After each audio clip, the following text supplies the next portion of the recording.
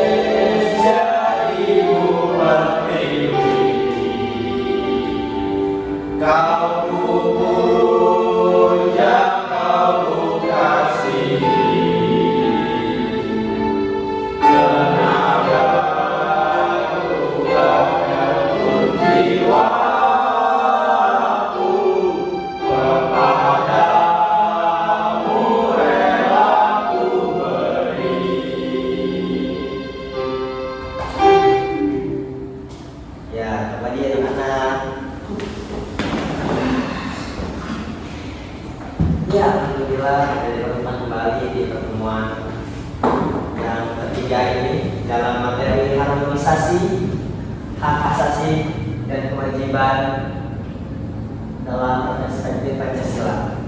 Oke?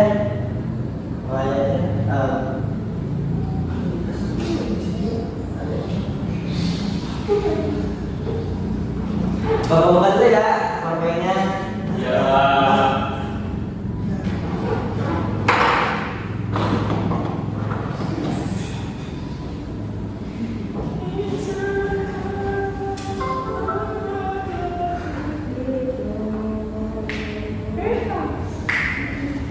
Ya.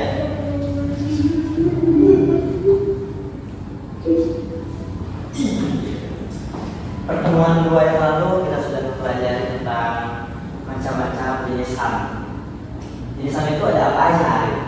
Ya, salah satunya itu ada hak pribadi Pak, di mana hak pribadi itu meliputi yang pertama dari hak hidup Pak, terus yang kedua hak mendapatkan pendidikan yang layak, Ya.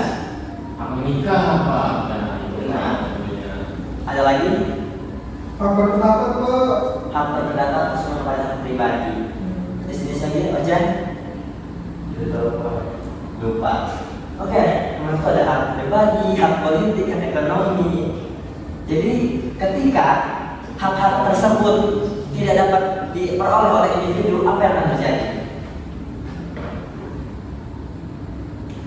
Sampai ada timpangan Pak. Ada ketimpangan, maka timbul suatu permasalahan yang namanya pelanggaran hak asasi manusia. Maka pada saat ini akan kita pelajari, akan kita pahami bagaimana para siswa dapat memahami pelanggaran hak asasi manusia, memahami penyebab-penyebab dari pelanggaran hak asasi manusia, bisa menganalisa dari kasus pelanggaran hak asasi manusia dan mengidentifikasi kasus pelanggaran hak asasi manusia ini. Dan itu kalau bisa kita lihat pelanggaran hak asasi manusia tidak luput dari penyebabnya.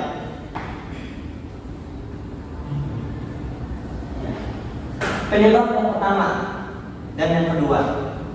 Jadi penyebab dari hak asasi manusia ini tidak hanya dari faktor-faktor dari luar saja, tetapi dari diri kitanya. Apa yang bisa disebut dengan faktor internal, dalam, internal. Faktor internal. Dalam faktor internal ada sikap egois. Sikap egois. Arif, ketika Arif ke kantin, tujuan Arif itu jajan, makan. Itu memuaskan atau tujuan memperoleh hak hidup, memperoleh makanan gitu ya. Oh iya, ke kantin tujuannya juga untuk nongkrong. Iya, tapi tadi udah makan juga di kantin kan? Makan dulu baik Pak. Harus tulis. Enggak ada di bawaan ini tadi, itu bawaan. Iya Pak, tadi main-main. Oke, bayangkan aja jika ibaratnya bapak sama ya, ketika seseorang Arif dan Ojan pengen sama-sama pengen makan, tetapi keduanya, tapi si Arif ini nih gak mau ngalah, egois, maka yang timbul Ojan tidak menerima haknya. Maka dari itu sikap egois ini menjadi penyebab utama dari kasus pelanggaran HAM, faktor-faktor pelanggaran HAM. Itu contoh kecilnya yang kita pelajari dalam kelas ini, dalam kelas ini. Yang kedua ada rendahnya kesadaran hak asasi manusia. Teman-teman semua, tujuan dari materi hak asasi manusia pada bab ini juga untuk meningkatkan kesadaran para siswa akan HAM. Bayangkan saja jika salah satu saya tidak sadar akan HAM-nya, balik lagi ke sikap egois, sering berhubungan karenanya. Si Arif ini di dalam kelas merasa bahwa dirinya ini jadi kelas hanya untuk bermain, tetapi di sisi lain ada akhirnya sangat fokus tujuan dari sekolah untuk memperoleh hak dalam belajar. Jika hal tersebut dalam hal tersebut ada egois dengan bermain secara teriak-teriakan sehingga mengganggu fokus ayat, itu namanya sudah masuk dalam contoh rendahnya kesadaran HAM, sehingga akhirnya kita memperoleh hak belajar tersebut yang tidak fokus. Yang ketiga ada sikap tidak toleran, saling menghargai dan saling menghormati, tidak luput untuk membangun hak asasi manusia. Bayangin kalau misalnya kalian punya teman-teman, ada teman nih yang memang secara bicara tidak enak atau bisa disebut gagap, teguh gagap misalnya yang aku ya, Iya Pak. misalnya buat kelompok, teguh nggak diajak ke kelompoknya, sehingga kita tidak memperoleh hak pelajaran tersebut dalam kelas ini. Itu bisa menjadi faktor internal dari pelanggaran hak asasi manusia. Lanjut kepada faktor eksternalnya. Yang pertama, penyalahgunaan kekuasaan. Penyalahgunaan kekuasaan ini juga bisa dilihat, misalnya ada seorang bos dari pengusaha. Bos tersebut namanya karyawan. Nah, hak dari karyawan ini adalah mendapatkan upah atau gaji yang sesuai dengan porsi kerjanya dari si bos atau dari atasan. Ketika atasan ini tidak memberikan gaji atau upah sesuai dengan porsi kerja karyawannya, maka dari itu masuk kepada faktor eksternal dari kasus pelanggaran hak asasi manusia. Bahkan hal ini sudah menjadi kasus pelanggaran hak asasi manusia karena si karyawan tidak memperoleh gaji sesuai porsi kerjanya. Mungkin kalau semoga kepada pemerintah kita tidak seperti ini ya, tidak seperti bos-bos lihat seperti itu. Lanjut ada ketidaktegasan aparat. Faktor eksternal dari penyebab pelanggaran hak asasi manusia tidak luput dari aparat sipil dan atau beberapa negara lainnya, pemerintah lainnya. Ketika aparat itu tidak bertindak secara tegas, maka tidak ada sikap jerah dari para pelaku. Misal, Ahyani naik motor, tapi nggak pakai helm. Lalu Ahyani dia bilang, itu sebenarnya sikap dari ketegasan dari para aparat. Jangan sampai Ahyani marah karena hal tersebut, karena memang pada dasarnya Ahyani salah di sana.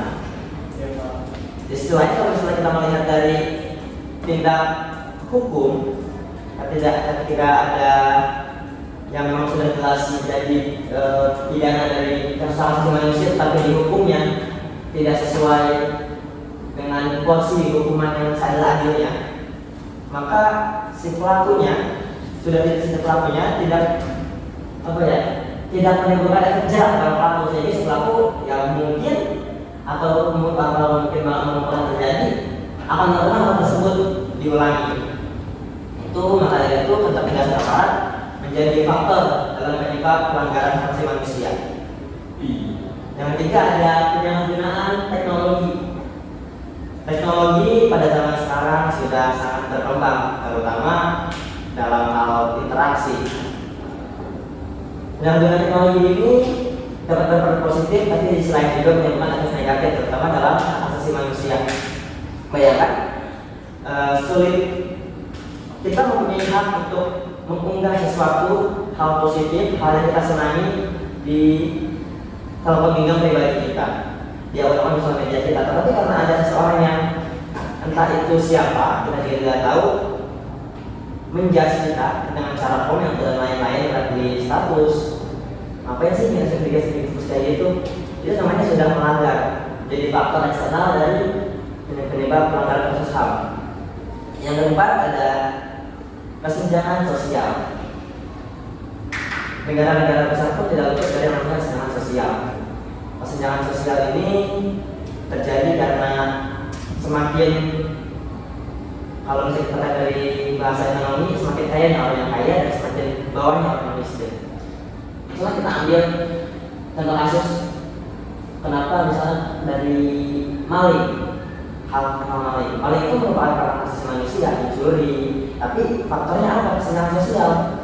Si modus dari pencuri ini pastinya karena dia merasa tidak menerima hak yang sesuai dengan apa yang dia berikan kepada pekerjaannya. Misalnya dia sudah bekerja tapi yang merasa tidak cukup karena yang si atasnya tadi balik ke bos itu, si sehingga karyawan itu mencuri misalnya.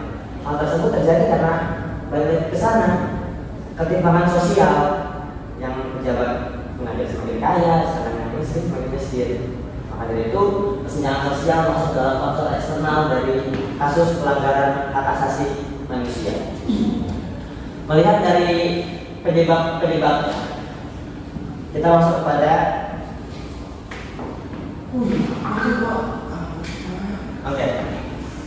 contoh yang pertama merupakan kerusuhan yang terjadi yang dikenal sebagai peristiwa Semanggi.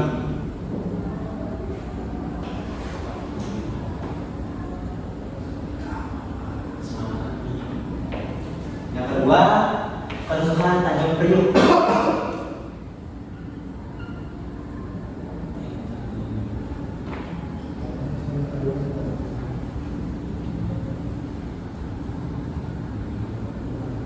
Kita nggak bisa kesini ya.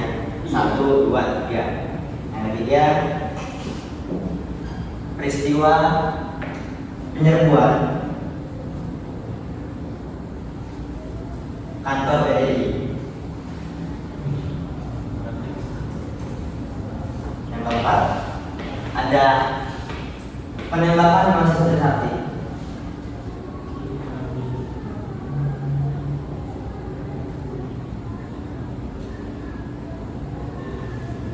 Yang kelima, penculikan aktivis 98.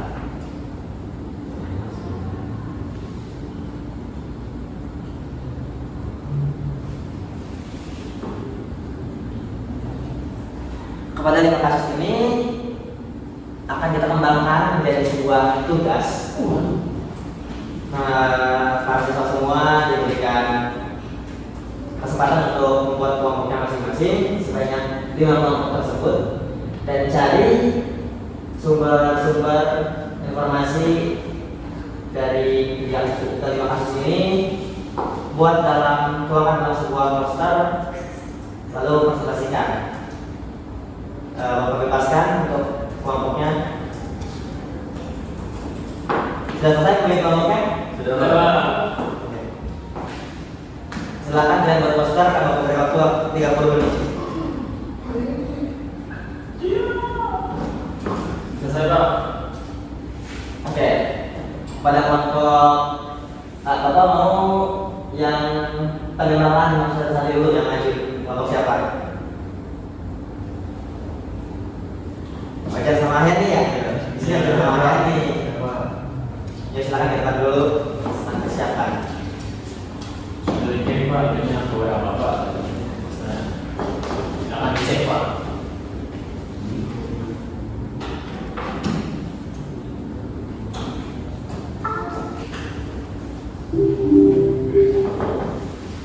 Ya, cek. Iya. Ya pada Hen sama Hujan kita silakan buat selesaikan. Baik, assalamualaikum warahmatullahi wabarakatuh. Waalaikumsalam warahmatullahi wabarakatuh. Kami dari kelompok 2 mengambil kasus itu tentang penembakan mahasiswa Trisakti pada tanggal 12 Mei 1998.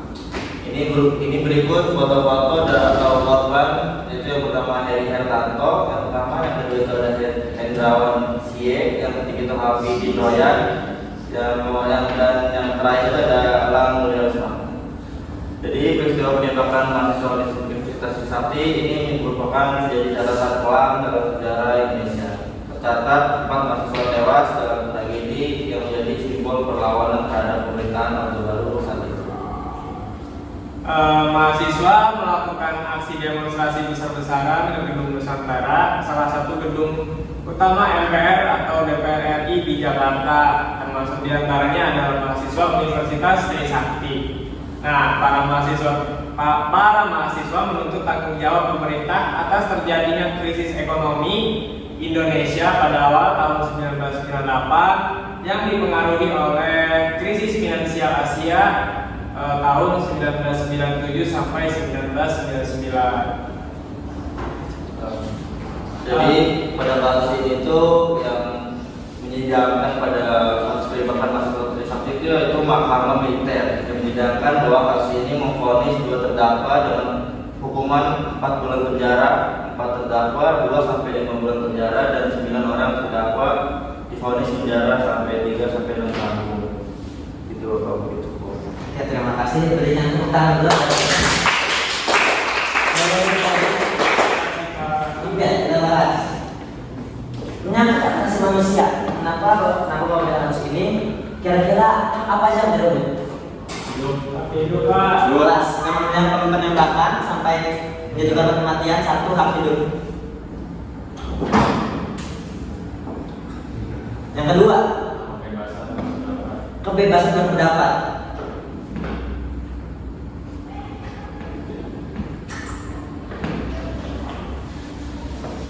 Yang ketiga,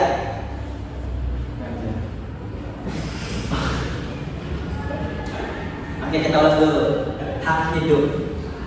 Jadi, ya, pada saat itu terjadi krisis finansial Asia, di mana krisis finansial Indonesia itu pada sama-sama, makanya hak ekonomi para warga Indonesia pada saat itu pun direnggut. Tidak hanya menyangkut dari ketiga keempat korban ini, tapi hak ekonomi ini benar-benar seluruh bangsa Indonesia. Terima kasih atas presentasinya. Presentasi selanjutnya akan lanjut untuk minggu depan. Maka dari itu, Bapak pengen dapat kesimpulan dulu nih dari kalian. Hanya ini kesimpulannya kayak gimana dari pelajaran hari ini? Mungkin kalau dari saya bahwa kita itu harus punya kesadaran Pak terkait dengan yang namanya hak asasi manusia. Mungkin itu aja sih Pak dari saya. Iya, dari Bang Ujang. Baik, sebenarnya itu tentang mengenai kasus pelanggaran HAM itu tentang kayak banyak 5 peristiwa yang dijelaskan oleh Bapak, itu tentang peristiwa Semanggi, yang kedua itu perusahaan Tanjung Priok, ketiga itu penyerbuan atau PDI, yang keempat penembakan mahasiswa Sakti, yang terakhir itu penculikan aktivis 98. Iya. Dari setiap peristiwa ini tidak bentuk dari penyebab-penyebabnya, dari faktor-faktor eksternal, dari diri kita sendiri, berawal dari kita sendiri, maupun dari lingkungan sekitar kita, faktor eksternal. Maka dari itu, bagaimana caranya kita menjaga diri kita dari pelanggaran-pelanggaran hak asasi manusia dan menjaga kita untuk masuk pada lingkungan yang memang sudah jelas-jelas itu akan membujuk kita untuk melakukan kepada pelanggaran hak asasi manusia. Oke? Pembelajaran hari ini kita sudahi. Seperti biasa, seperti yang lalu kalian juga sudah tahu, setiap akhir pembelajaran Bapak memberikan masalah IPR, membagikan antara isi sejujurnya ini untuk menjadi bahan evaluasi. Ayah ini kalau bagikan. Baik Pak.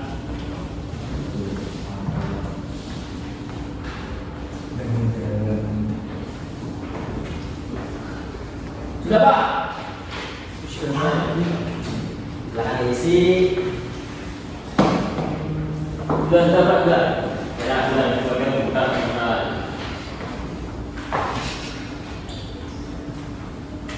Bapak mau sepatu dulu. Pertemuan minggu depan kita akan bahas, kita akan melakukan presentasi dan membahas upaya-upaya dari pelanggaran hak asasi manusia ini. Siap.